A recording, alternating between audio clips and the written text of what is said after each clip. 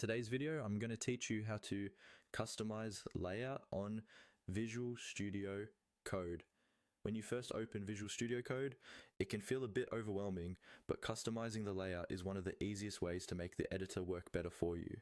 So let's start right from the beginning. Go ahead and open your VS Code application like you normally would.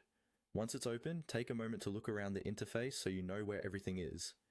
You'll see the main editor area in the center, the sidebar on the left, and a status bar along the bottom.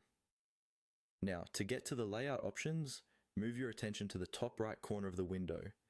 There, you'll find a button labeled Customize Layout, or a similar icon that opens layout controls.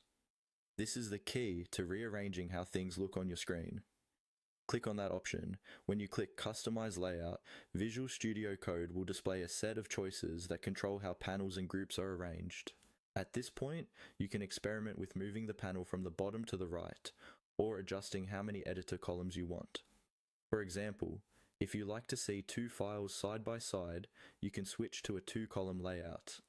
If you prefer more vertical space for coding and less space for the terminal or problems panel, you can adjust those panels accordingly. As you explore these options, pay attention to how each change affects your workflow. The goal is to build a layout that feels natural for the way you work.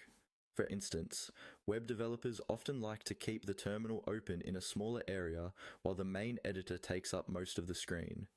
Others might want a large side panel for source control or extensions.